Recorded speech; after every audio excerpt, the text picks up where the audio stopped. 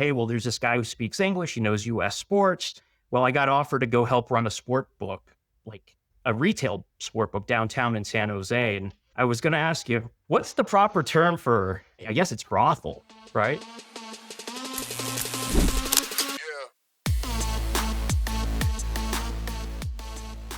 And welcome back to the Business of Betting podcast. I am your host, senior analyst over at InGame. My name is Jeff Edelstein. I am joined today by a man who, if you're involved in the gambling business, you have read his tweets at some point over the last 7 years, but you don't hear from him that much. And we are very happy and excited to have the one and only Alfonso Straffon on our show tonight.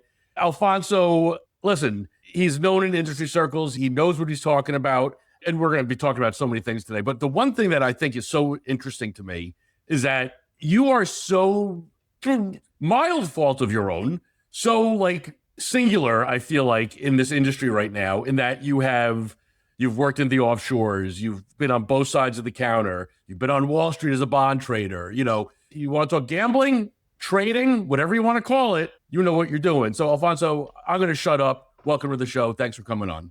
Well, thanks, Jeff. It's an honor. Great to be here. I'll preface this whole conversation with, you're right. I generally shy away from speaking, doing these kinds of things. And I was pretty much not going to do things, but that changed, over the course of the past several months, that I just figured, it's okay to be a little more outspoken. I can actually be a little more outspoken, because of my work that I was doing in the past, several years. There were some restrictions in terms of being able to kind of go on the airwaves and whatnot. That's all kind of gone away now that I've moved away from, Wall Street, if you will. I'll also say, this is Jake Williams. Was this his podcast at some point in the past?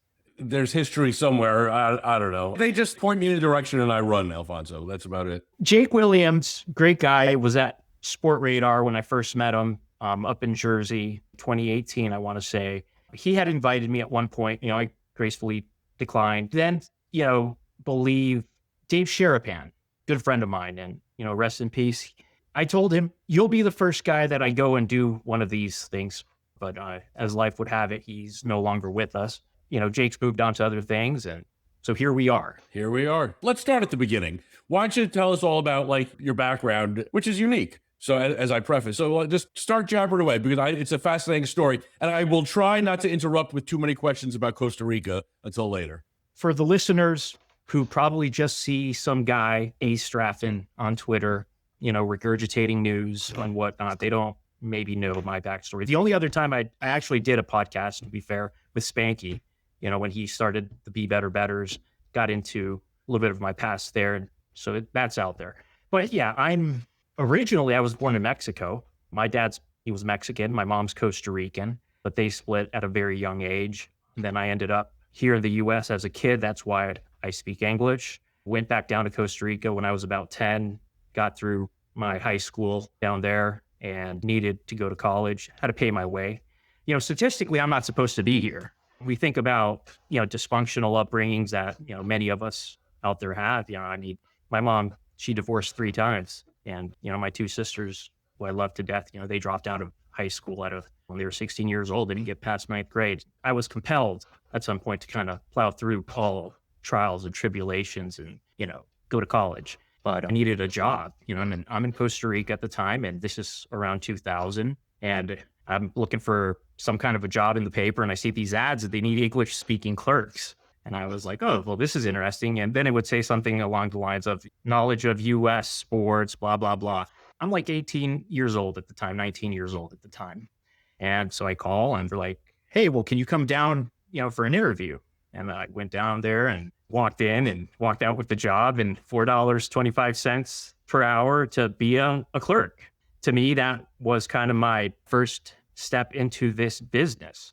Before we get into that, one thing I like to do, and I've had a couple of opportunities to go and speak to some college students, namely at Wake Forest. I always start my conversations with them, my presentation, with a little bit of the evolution of sports betting. And it's actually, I'd like to share that with your listeners as well, because I think it's important, just to kind of frame what is all this that's happening? And from my standpoint, it's fascinating because, I kind of had a little bit of a front row seat to part of that.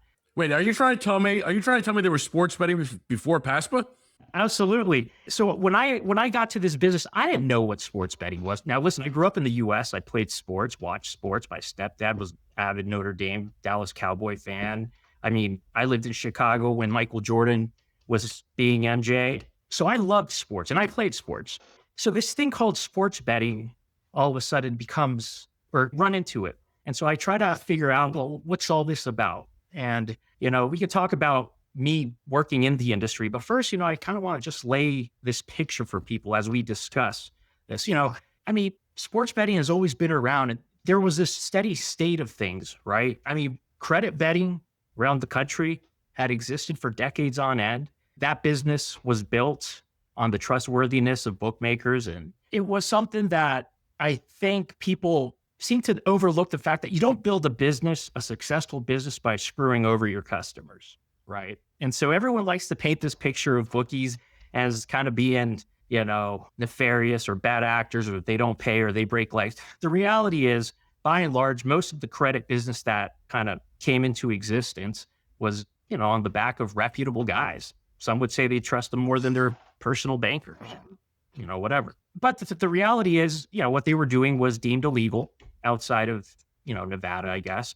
And they got tired of getting pinched. And so they kind of figured, well, let's go offshore, and some of them went off to think of Venezuela at first, initially, then Isla Margarita at some point, Antigua.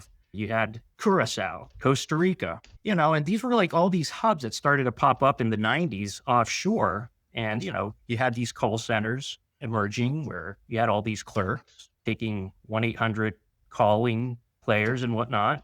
And that was fine, right? It was a new ecosystem that kind of came into existence. But then something happened with this little something called the internet, which kind of changed things. I like to think of it on two fronts. The first thing that happened, like big picture, is it introduced marketing to the business of sports betting. Because keep in mind, in the US, everything had been done on the back of credit. Credit guys weren't running around advertising full pages on mass media publications or whatnot.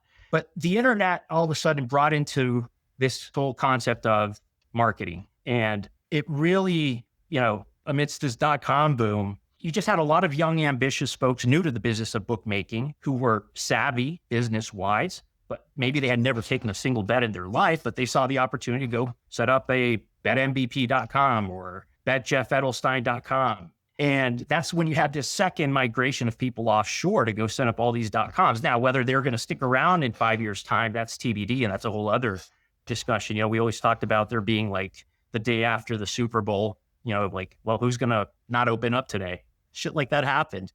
But that was the first thing that happened with the internet. It just kind of changed that business model. So you've got credit business and you've got this marketing-driven business, right? And this one's the economics are a little different, or much different, I should say, because you've got the introduction of deposit bonusing, promotions, this and that, and it just really changed the face of the business in that sense. And then I would say the second thing that it just really did is it increased the velocity of betting online. All of a sudden you could bet on your desktop, it just became much more quicker. And to add kind of, I guess, fuel to the fire, once you had mobile betting, then you had a situation where it was like throwing gas onto this already existing fire. And while we're at it, you could think about in-play betting, so like the whole technology underpinning that happened in the early 2000s really just changed the complexion of the business. But what I want your listeners to understand is that there was this pre-existing credit business that all of a sudden had to compete against this new model that we called it offshore. It was post-up business. I worked for, credit bookmakers primarily initially, and we actually shared our wagering floor with another outfit that they dealt primarily, or they were rather just strictly a post-up shop. So it was very interesting. They were always spending hundreds and hundreds of thousands of dollars on marketing and shit. Meanwhile, Bernie, the guy that I worked for, I don't know if Bernie inherited his dad's business, who may have inherited his dad's business. It was all credit driven. And our OpEx and like advertising wise, I don't know, zero.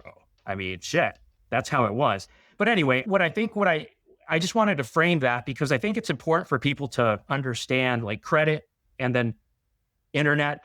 Then you've got this post-up model. And, all the while in the background, you had something that came into existence that you've probably heard and a lot of your listeners had, which is this price per head infrastructure, right? And when you think about that, how that facilitated, basically anyone can roll out of bed and be a bookie. I mean, once you have the ability to, you kind of go out to your campus or bar or something and you tell the guys, hey guys, listen, I'm going to give you an account, a 1-800 number or a .com or this, and you kind of vet them and say, hey, I'm going to give you a line of credit. We'll settle up every week, every other week, whatever. And you could go bet on sports. You could bet, horses. You've got iCasino. You've got all the same bells and whistles that you would find anywhere else. And so basically it's like all of a sudden you've got really three models. You've got the legacy, the OG credit guys, think of Ron Sacco, Spiro, Skip from Grande, Bernie, the guy that I worked for. He had a lot of credit business.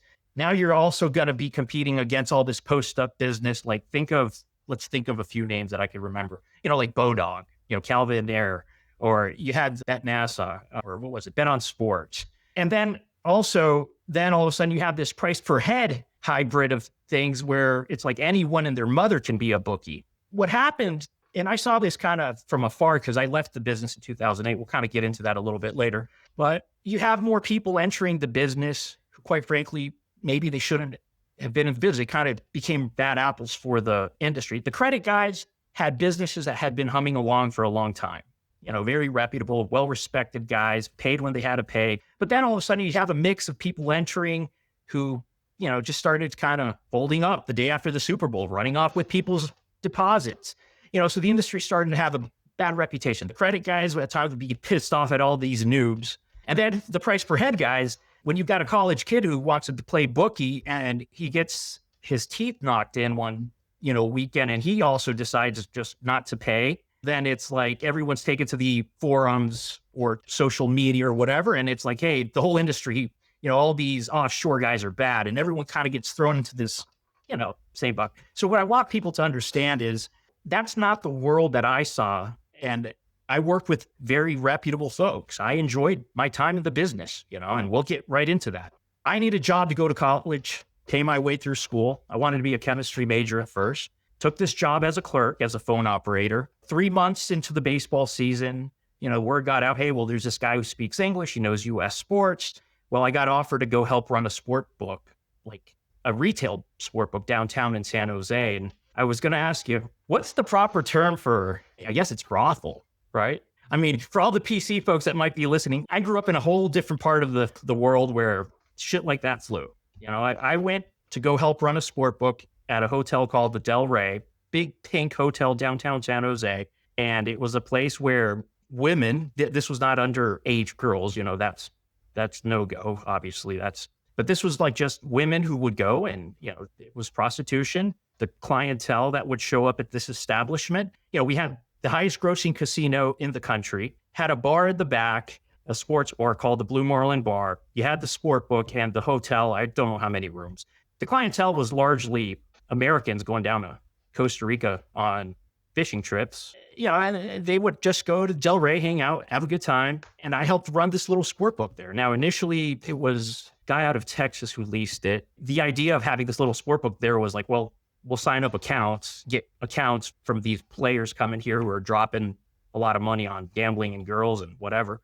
It was then passed on to a second group of ownership, which was pretty cool, which was the Delmar folks, Mr. Green, Terry, and, just a very sharp, Spanky could vouch for this as well. But, I got to work for that group for a little bit. And what was fascinating about that, it was, I'm like 20 years old. I'm like nerding out at school. Like I want to be a chemist, and I'd be behind the counter. We had an acrylic board. My job was to kind of update the lines, take the bets, blah, blah, blah, shoot the shit with patrons.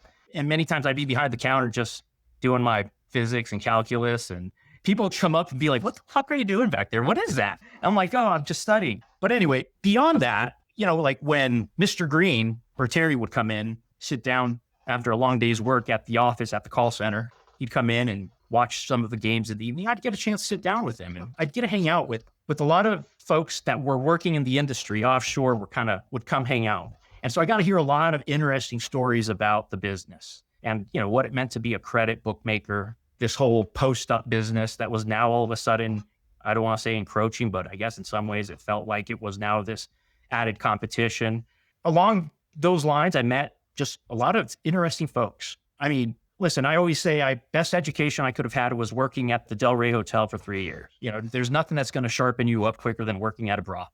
And you're dealing with gamblers, vices, drugs, sex, alcohol, you name it. And just me having to interact with people. And I'm very open-minded. I could talk to anyone and I don't have prejudice against people. I don't like to judge people, but I just basically, I guess I had to grow up pretty damn fast, right? So anyway, one of the guys I meet there, he comes up to me one day and says, hey, listen, my partner needs someone to kind of help them run lines, or be a line manager is the term that we use down there. And you seem to be a pretty good egg. And I mean, wouldn't you want to get out of here and go make some more money? And yeah, like, okay, yeah, 3 years, that environment weighs on you. And so I went to go work for Bernie at a big call center. I was the junior trader, line manager. But that was my introduction to really the nuts and bolts of what it meant to see how credit business works and dealing with agents and lines of credit and resolving day-to-day shit that happens. And it was fascinating. All the while I'm still in school trying to, get through this. I was working 40, 45 hours a week. I mean, I was kind of trying to hold down maybe, 15 credit hours at school. It was tough, but it paid the bills. It paid well. I was the young guy that always had money, to kind of go around college campus with my buddies, and we'd all hang out, have a good time. I was able to pay for a lot of fun. Not that mattered, because for me, it was just more about really staying focused in school. My grades were always pretty much top of the class. It got to the point where it did become a little too much. I was given much more responsibility as I grew into the industry, into the business. And I felt like, hey, I can't. Now I'm thinking, I don't want to be a chemist. Maybe I could do something a little more practical. I said, let me try business. Because here I am, I'm kind of dealing with the day-to-day, helping run a betting floor, dealing with clerks, dealing with agents. And so I kind of transitioned in 2004 into business. I think at that point, to me, it became pretty clear that there was a ceiling, so to speak, in terms of how far I could get in this industry. I mean, I was already a line manager, and I actually had a little pot of line managers that worked with me, and I kind of oversaw. I wanted a little more out of life in some ways. For me, it was always get a college degree, go get a career in, something where you're going to make a lot more money than what I was even making then, and make my mom proud, and just kind of be that example for my nieces and things like that. I met my wife, she's an American, and that kind of, how do I say, the writing kind of, it's like, oh, well, it's like 2005, 2006, I meet my wife. She's learning Spanish down there. When we got serious about our relationship and the prospect of moving to the US, I'm like, I just can't show up to the US saying I work for bookies. That's probably not going to be good. And so 2007, 2008, I was already kind of like, okay, I need to get serious about my professional career. And I started to take up, I was already working with numbers day in, day out, and money and managing risk. And so finance for me was, that was my field of choice and everything that I was learning and as I pursued my degree. I basically, in 2008, right when I finally graduated, I got my degree. It took me 8 years, because I did 3 years, 3.5 of chemistry. Then I had to restart. And I basically hung them up. I told my boss at the time, Bernie passed away in 2006. So they took that business, they moved it out of Costa Rica. I needed to go find another place to work. I ended up at Heritage, big post-up shop, very reputable shop. Roger actually, great guy, gave me one of the book that he gave me is somewhere here, Against the Gods, I believe it was called. Anyway, Heritage was kind of, they were in Venezuela or in Isla Margarita at the time, many years ago, alongside the folks that went off to Curacao to establish Pinnacle. So Heritage, they got some sharpness attached to their, DNA. But anyway, I did a couple of years there, but 2008, I told Raj, listen, I'm done. I'm going to kind of go pursue something else. And I took a massive pay cut to kind of go and became a bond trader at a little investment firm. They needed someone who could get on the phone and execute trades with all the broker dealers in Miami. And that's what I did for the next 2 years. And for me, it was wonderful because I'm like, well, shit, here I am, I'm buying and selling bonds. This kind of feels like trading or booking bets in some shape or form. And sure enough, 2010, my son, Logan, he was born in Costa Rica in 2009. In 2010, at that point, Katie's like, well, I want to go back to the US. And we effectively just settled here on Charlotte. She's from North Carolina. thinking that this is a big banking hub, or knowing that it's a big banking hub. I'm like, okay, I'll get a job there, doing something, emerging market bonds, corporate sovereign debt, whatever. But as you probably recall, 2010, there was still we were still coming out of this financial crisis, the housing crisis. And so I didn't really come in to a situation where it was like jobs only available. So I go to grad school and basically take 2 years to kind of build out a network of folks. That's what grad school's for, really. And that opened up the door eventually to kind of go do some high yield credit research at a big investment firm called Babson. It's now called Barings. And so I got to cut my teeth as a high yield analyst for a couple of years, which was great experience. But, 2016, I get a ping from a gentleman on LinkedIn saying, hey, I see you have credit skills and I don't know, would you be interested in trading?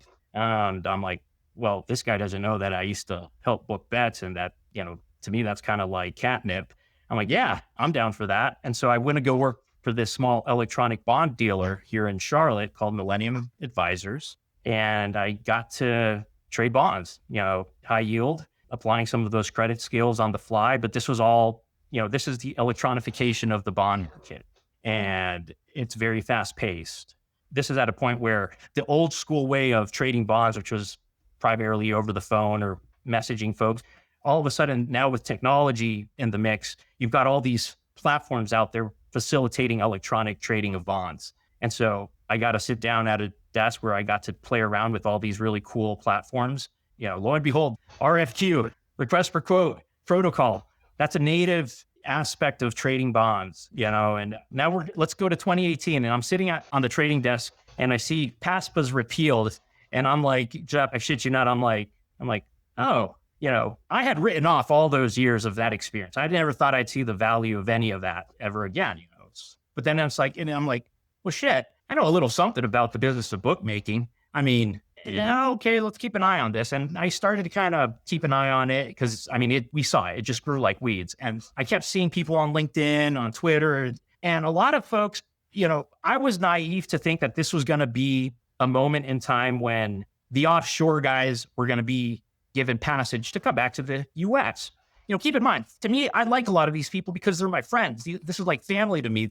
This paid the bills for me. It's kind of hard sometimes for people to understand that everyone's like, oh, Alfonso's he's an offshore lover, or, he supports it's like, that's my home you're talking about. You're disparaging people that I worked with, that I grew up alongside. Some of my good friends that worked in the same business to provide for their families, to get their kids ahead in life. It's like there's this context behind what this industry has done offshore that just simply gets overlooked. Quite frankly, I take offense to it. Now, I thought it was going to be a moment where, oh, well, amends will be made and we're going to have this great industry and, maybe I could find a way to work my way into it. Well, it didn't work out that way. We saw, the influx of European operators and consultants left and right, a lot of people coming into the business who may have never booked a bet in their life in the US. And I was kind of just like, well, shit, this is kind of crazy. I had the bright idea, 2018, 2019 volatility in the bond market, wasn't great. So the bonus pool wasn't spectacular. And I kind of saw the opportunity to quit and go do consulting for a year and sit on the bench. I had to sit out on a non-compete. And I thought, well, you know what? No harm, no foul. I'm going to quit trading bonds.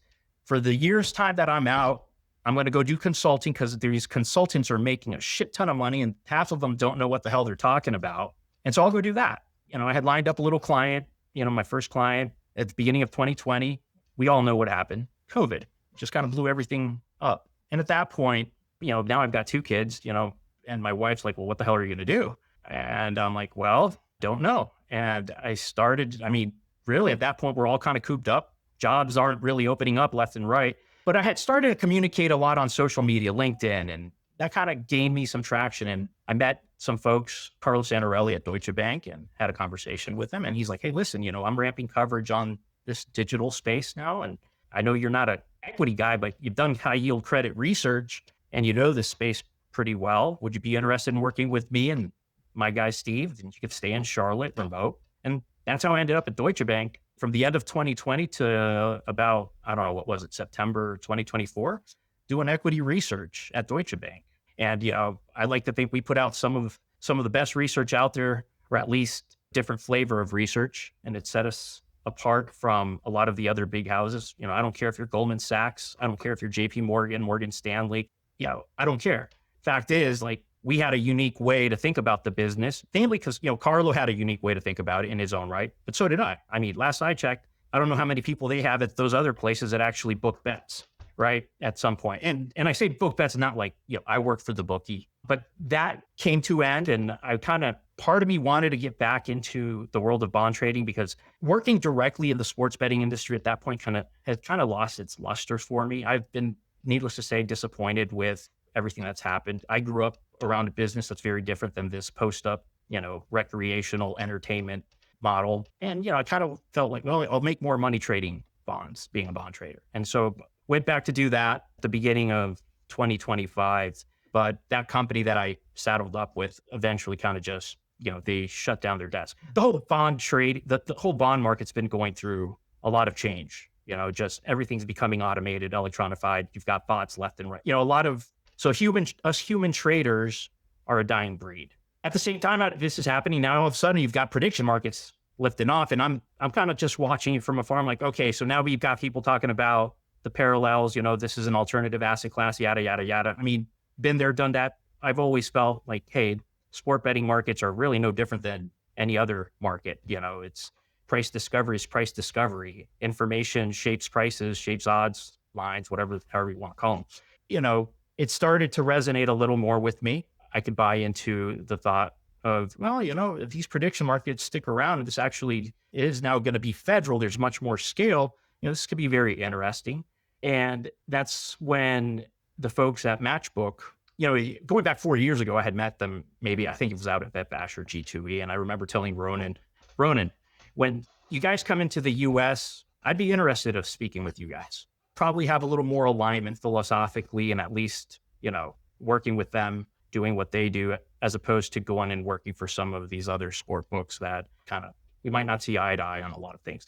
And so that's how I, as of late last year to start off this year, I've kind of just pretty much shelved any plan of going back to trading bonds. And now I'm singularly focused on, helping us come to market as a real sports betting exchange or prediction market, to be precise. Anyway, that's where we're at. Like that's a long-winded, that's kind of where point A to point B, that's where we're at. So I have some questions. So let's just start with the very end here with Matchbook. They're based in the UK, correct? UK, Ireland based, yes. So they're coming to prediction markets probably with an eyebrow raise, we call these betting exchanges. We've had them for 25 years, right? So in your view, is there a difference between a UK style betting exchange and what the Kalshis and Polys and everyone else is trying to get off the ground today? They're heavily regulated over there as a gambling business, first and foremost, right? Whereas now all of a sudden, here we're kind of twisting things around, and now all of a sudden it's under the purview of a financial, regulator. But by and large, and I'm going to limit myself to my domain is sports. And we talk about this a lot. They have been providing markets on sports for 15, 20, 25 years on end. They've seen what it takes to kind of build a product that people can kind of go back and lay and this and that. Their terminology is different. It might look different. They use a lot of the decimal odds. But at the end of the day, it's an exchange and people are going there to place bets. Some people are smarter than others. Some people could actually make a living doing it. Some people, whatever. I don't see the difference in what Kalshi, what Polymarket, or what we are going to be doing away from the fact that, okay, well, the way that it's presented is different, where you could toggle. I mean, you could have yes, no percentages, but I mean, last I checked on Kalshi, or now you have this American odds view that it's like, oh, you've got the 6 boxes, sides, money lines, totals. I'm like, well, that looks like sportsbook to me, right? It's just a matter of, and I get the business model's different. We're not a sportsbook. We're not no shit. An exchange is just a platform. But what's happening on the exchange, the platform, people are effectively making bets. And I mean, a lot of people like to argue, well, what isn't a bet? I mean, everything on Wall Street, people are betting on Wall Street left and right. To me, it's just a bunch of noise. I mean, is it optimal? Is it ideal, this setup? Probably not. I think I could have envisioned maybe doing things a little differently at a federal level. And I mean, for anyone who's interested at some point, I think in the first roundtable that was supposed to be had, I submitted some commentary there to kind of just say, hey, this is what I see and this is, my opinion. But now this is the sandbox we're all having to play in, and we're going to come and play in the sandbox. I feel pretty confident about our capabilities as being a sports prediction market. We've been around this ecosystem, this global liquidity pool for a long time, and I think anyone worth their salt would tell you that the folks who run Matchbook, who own Matchbook, are some of the best in the business. And so sports is our thing. That's our DNA. That's our ethos. We're not going to drift from that. We'll incorporate other markets eventually. Politics, we've had political betting abroad. Generally speaking, there's a lot of stuff that we simply don't care about. And let that be for Kalshi, let that be for Polymarket. They can do all that stuff. But we're coming for sports. And we want to let people know that we're some of the best in the room when it comes to that. And I think prices speak to that. I mean, you could kind of look at certain categories, certain sporting events, and look at the pricing that you have on Matchbook versus anyone else in the world. So, I mean, the proof is in that pudding. One of the things I hear is that the prediction markets, listen, if you're a pro bettor or close to a pro bettor, you're very price sensitive, right? And so you're always looking for the best price, whether it be on DraftKings or Kalshi or Matchbook or wherever. What I'm hearing that you think that that's where Matchbook will be able to separate itself on price, like make sure that you're coming in better. It's not going to be as easy as coming in and you have Kalshi, and I guess you're going to have Rothera or whomever's going to absorb a lot of this flow from Robinhood, hands down has a massive advantage. What I'm saying is we have a lot of experience running an exchange, and we want to bring all that experience to bear in that journey that our customers experience. A lot of the little hiccups that maybe Kalshi, Polymarket, and the folks that are new to this are experiencing, we've seen a lot of these things, and we've iterated the product or, our rules, settlement rules or whatever. We just want people to feel confident, like, hey, these guys have been doing this for a long time. They're very reputable. They're very good. And oh, by the way, you do generally get very good pricing, but I mean, you're going to find similar comparable pricing. I mean, liquidity, wherever liquidity is the highest, is you're going to find good pricing in many other places. But, I think just from an overall journey standpoint, we want to package the Matchbook brand as such. And, we'll see. I mean, every market maker out there that's already on Kalshi, on Polymarket, there's a good chance they're probably already providing liquidity on our platform abroad, and the markets where we're legal, which is, UK, Ireland right now, recently launched in Mexico. I was just down in Mexico I guess someone got the memo that, Alf speaks Spanish. He's a native Spanish speaker. And oh, by the way, he's Mexican. I've got 3 passports.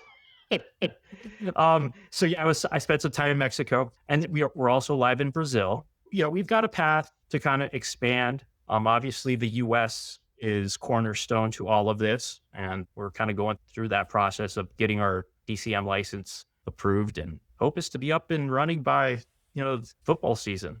With the prediction market world right now, obviously has a very friendly, DC presence, in the White House and such. It's also become a little bit of a political football. People on both sides of the aisle, like, complaining about it.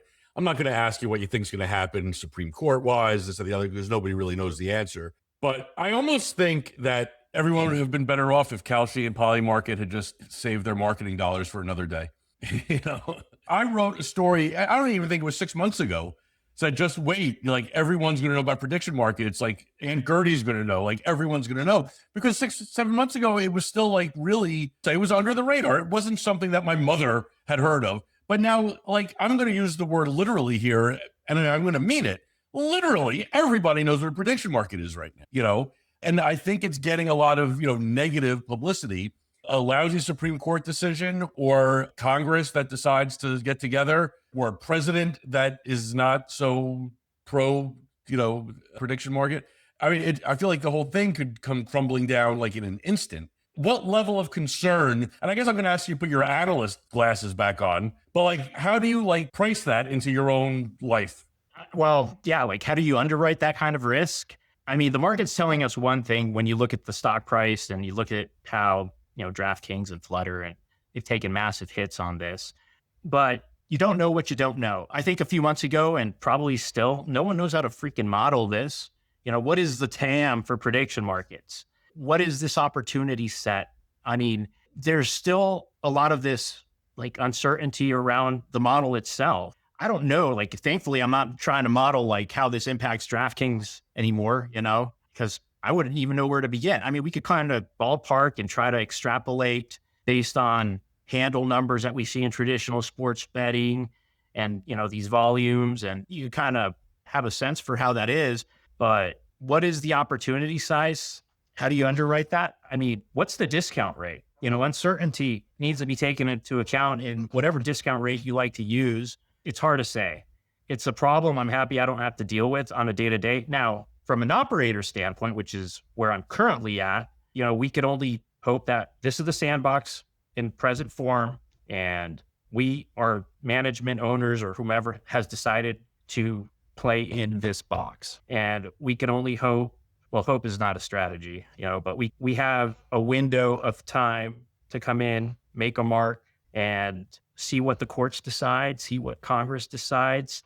I think it's a massive risk for all of us. In some ways, it's like the opportunity cost. I'll just use myself. It's like, I'm not going back to trading bonds. Here I am trying to get a sports prediction market, helping in that effort. For all we know, and I don't know, the next administration, 3 years' time, do they simply come out and completely cut the legs out from underneath it, pull sports? I don't know. It's a hard question, Jeff. I wish I had a better one. No, you said that you don't have to figure out what DraftKings is doing anymore, but I am going to ask you something. For up until prediction markets from 2018 until, a year ago, it was such a duopoly. DraftKings, FanDuel, DraftKings, FanDuel, FanDuel, DraftKings, FanDuel, DraftKings, and then everybody else, right? Now I feel that let's say that prediction markets have a long and fruitful life here in America. I feel like it's not going to be DraftKings, FanDuel, Kalshi at the top of it. I still feel like only one of them gets through this. I almost feel, if I were betting on this, that I feel like DraftKings is a little bit better positioned than FanDuel on vibes, right? I say that I feel like DraftKings has never been shy to throw their hat in the ring of whatever the latest thing is. And I just think I don't know. I just feel like they're the culture, and maybe it's because they're really only looking at the American market, whereas, FanDuel obviously now is, under Flutter. I feel like DraftKings is a little bit better served. I'll tell you, and I had a fascinating conversation, 6 months ago with Jason Robbins about this. And I got what I thought was the single most honest answer I've ever gotten from a CEO. I said, are you getting into this are you getting into prediction markets because you think it's the future, or to cover your ass? He says, yeah, both. He doesn't know. Nobody knows. But I don't know. What do you think on this? Do you think DraftKings, do they pull another rabbit out of their hat here and become a leader in this area? They are obviously a market leader alongside a FanDuel. And traditional sports betting is, my opinion, not going to go anywhere. It's not going to just vanish because prediction markets are here. One day you should definitely get Ronan. He's Matchbook CEO. And we talk about this all the time. It's like, you've had betting exchanges abroad for a good number of years, and the level of, penetration that they've had, whether some people think it's maybe 10% of betting activity happens on exchanges, is that number going to be 10, 15, 20% maybe here in the US, perhaps because we have this more innate trading culture mentality? But traditional sports betting operators, we're driven by incentives, economic incentives, and we're creatures of habit too, to some extent. And the way traditional sports betting is set up these days, with all those promotions, the bonuses, the odds boost, this and that, all the bells and whistles that appeal, to a lot of these recreational users, that's just not going to dissipate and go away entirely. And you're just not going to find a substitute for that on Kalshi, on a poly market. Hell, I was just down in Mexico. I mean, Mexico's got a pretty well-established sports betting market. Caliente, I think Codere is out there. And here comes Matchbook.mx. And, we don't compete on the same terms. Our promos to get people to sign up, we just can't compete. So to the extent that that's what some gamblers value, they're always going to find that with traditional sports betting. And I think at some point, you end up at a state of equilibrium. And I think that will happen here in the US. I think DraftKings is pretty well positioned to tackle both fronts just from when you've got a business that is going to be generating cash and producing cash from all these existing sports betting states to kind of turn around, and you could kind of roll that into, you don't necessarily have to keep tapping external sources of capital, as much. I mean, I think I was just reading a few weeks ago, I think it was like 200 million, maybe 300 million is what they were looking to spend on prediction market efforts this year. They've got some money, coming in through the business that they could kind of redirect. They have the marketing know-how. They're pretty well experienced starting, I guess, going back to their DFS days, sports betting, and now this. I mean, I would not write them off by no stretch of the imagination. Obviously, Kalshi, and I mean, I won't say Polymark because, hell, they haven't fully launched in the US. I mean, I don't think they have, right? Well, they launched there. If you're an Apple user now on the iOS, that first mover advantage, obviously huge. More importantly, it's like, well, whoever's that order flow from Robinhood is massive. I mean, we could talk about why, well, all of a sudden Robinhood teams up with SIG to set up an exchange. And, Tenev has already said that they do expect to kind of migrate a lot of that traffic to their own exchange because they're probably going to get better economics doing it that way than what they're currently getting in the status quo with Kalshi.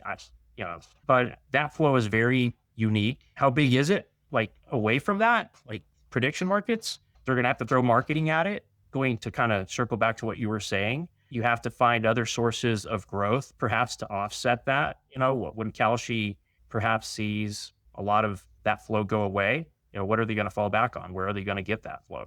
And there's going to be other people out there trying to compete for it as well. To me, it feels still like a very niche product. Yes, but 22 billion seems like a lot of money. I mean, I'm still not crossing that bridge. And I think structurally, there's still a lot of challenges. I mean, regulatory overhang, I get it. They want institutional players in the sandbox, but with all this regulatory overhang and, all this headlines of insider trading and institutional outfits, that might not really be that appealing to them. And so I don't know how they solve for that. I think they were trying to solve. I haven't read up on what they have done with leverage, but for institutional players to put up capital one for one, that's too expensive. I don't know how they solve for leverage. It's super important for Wall Street. And there's still a lot of things that need to work themselves out. So we'll see. Let me bring this all the way back to the beginning of your story. How PASPA falling and prediction markets rising, how has this affected your old friends down in Costa Rica and, and people running, what we call offshore and what you would call, your business? I forget what's the term that Phil Miller always used to throw around. The dangerous, nefarious, something offshore guys. I mean, needless to say that PASPA, it took a huge, post PASPA being repealed, there was by far a massive hit to a lot of sportbook operators down there, especially of the post upcoming, right? I mean, and credit to some extent, yes, and per head. I had spoken at some point with some people down there. I mean, in year one, some shops probably saw a 50% drop off in handle. I could tell you that's a number that I've gotten a couple of times from folks that I speak to. Year one, I don't know, use New Jersey as an example. Year one, New Jersey had launched. Business for an offshore in that state probably down 50%, handle. And then rinse and repeat it across every other state that goes live. I mean, there was a time when who pulled out of New Jersey? Bookmaker pulled out of New Jersey. Bet Online pulled out of New Jersey. I think Bovada pulled out of New Jersey. It got to the point where that business was not tenable. It simply wasn't worth it anymore. And so they pulled out of certain states. I think you saw consolidation already. You've seen consolidation. Post-up shops have shut down. Bigger credit books have also been absorbed by other credit books. Now, the credit business is a little more stickier, as you would probably understand why. People who have been betting with a bookmaker on credit for the longest of times and have continually been paid when they need to get paid, no harm, no foul. They probably just keep betting with. And I mean, listen, the products that they have, you could get the same kind of product itself becomes almost commoditized. In-play betting, parlay, same game parlays, you get a lot of that stuff offshore. We'll not get into the whole network of suppliers and data and this and that, but listen, the offshore guys have a lot of the same bells and whistles in their product for post up, for credit, the PPH guys. But yeah, I mean, it certainly has shrunk. What's interesting is it's been about a year, I think, since Kalshi has gone live with sports. And I kind of do some channel checks with folks. I'm like, are you guys seeing anything in states like Georgia, Texas, California, where you're seeing prediction markets kind of eat into your business the way you saw the DraftKings FanDuel, the post PASPA cohort do in that first year? It's not, it's not as severe. It's not something that has raised any eyebrows yet. Maybe it's a slower process. Maybe it's just a matter of the product is being, or at least was, incredibly different. I would always tell people, like, listen, the idea here is, like, if you're going to go into California and Texas and think that you're going to bring in this whole novel way of betting on sports with yes, no, but everyone and their mother in those states is probably already signed up with every offshore, every credit bookmaker that you can imagine that wants to bet. Like, you're going to have a hard time getting those people to change, away from the format, just from the format standpoint alone. And so I don't think it has been as severe as a hit to the offshores in some of these other states that remain still untouched by, legal sports betting in the traditional sense. But as the product improves and we see it, Kalshi's making their product look more like a sport book, and so is Polymarket. Well, yeah, that's because that's just going to resonate with, a lot of people that have been betting historically kind of under that format. Cognitive dissonance, people don't want to learn new ways of doing things, much less when it involves betting.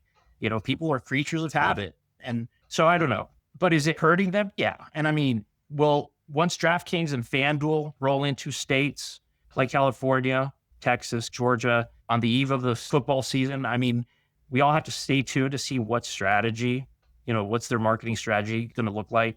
What kind of numbers are they going to start putting out when they report earnings? It'll be interesting to see where this marketing wherewithal that they have, how that starts to reflect itself in whatever they're doing with prediction markets in these other states. Anyway, that's a long-winded way of saying, I'm not going to write off DraftKings and FanDuel just yet. I mean, do they stand to make more money in the traditional sense? I mean, behind door number one, you get to hold whatever they like to generally hold, 9, 10, 11, 12%. Behind door number two, tighter spreads, market making. I think people would probably say they could make more money doing things the old way as opposed to the new, more highly competitive way. Obviously, you're transferring a lot of that surplus is going to the consumers just by virtue of there being, better economics. Your longevity as a gambler is going to probably extend itself much more on an exchange. I mean, that's what you would expect, right? So that's a trade-off, but I don't think we still have the numbers yet to kind of pinpoint that. We'll see. Listen, Alfonso, I've had you for an hour, which is very generous of you. But before I let you go, the one question I've been holding in my holster all hour is simply, it's more of a 2 or 3 part question. Why is it that the least expensive cup of coffee in Costa Rica is better than any cup of coffee anywhere else in the world? What is it about Costa Rican coffee that is so fucking delicious? Why can't I buy it here? Why do I have to order it special online direct? Why aren't we starting our own import-export Costa Rican coffee business? You could take that in any order you like. Every time I go back to visit my family, and I'll just try to find the dungiest little sola or, little restaurant, just get a little coffee. And I can't tell you exactly what it is, but the coffee itself, I guess something must happen when you ship coffee, and you have it roasted up here, as opposed to being closer to the farm or closer to the source. And I mean, it's hard. I'm not one of these I'm not a snob either. No, listen, dude. I've been drinking coffee my whole life, but every time I drink a cup of coffee, I get acid and I feel crappy afterwards. Costa Rican coffee, I do not. I feel great. Sometimes I have some coffee, even down there, that I'm like, yeah, this one doesn't taste as good, but more times than not, coffee's pretty darn good. I don't know the answer, but to your other point, I do think that when I go to the store and I see these bags of coffee that are now what is it, $12, $15 for bags of Starbucks and Dunkin' Donuts and this and that. And in my mind, I could envision myself in, I don't know, Automercado, Periféricos, or Pali, some of these supermarkets down there. And I'm envisioning the stands with all Café Bolio, 1820. We've got Café Rey, and I'm thinking, I wish I could just teletransport those brands just get rid of this shit. Let me just put this here. And that coffee is going to taste better in most instances, and you have to factor in, I guess, whatever it would cost to import shit, and import tax, this and that. But I feel your pain. I load up. I'll take another suitcase with me sometimes. And I mean, it's coming back with like maybe 15, 20 bags of coffee. But yeah, it's hard to say exactly why it's that much better. I didn't grow up on it, and I have become a coffee snob, Israel. I order Brett. Well, now Brett is fine. It's delicious. Not my all-time favorite though, right? But it's the only one that is easily that I can go online and order. And, they run specials. I end up getting like 40 bags of coffee delivered to me. I'm spending a fortune. It's always perplexed me, Jeff. Why has Brit not tried to have more of a brand presence? They have stores at airports, in Mexico, in Peru, I think in Colombia, maybe in Miami. It's a stone throw. Like, why can't they introduce the brand Cafe Brit at our supermarkets? Well, I'll tell you, this is what we'll do. You'll use your Spanish, Costa Rican, your language bona fides. You'll set up a meeting. I'll hop a plane. We'll meet down there at Brit headquarters and tell Matt, tell him about this coffee idea. See if he wants to start importing coffee, like packaged coffee in its, form as it comes to market down in Costa. There we go. Business deals are getting made here. Alfonso, I cannot thank you enough for doing this. I'm honored, legitimately honored to have you on the program here. Listen, I appreciate it. I hope your listeners come away with maybe a little more, color as to who I am. Thanks again, Jeff.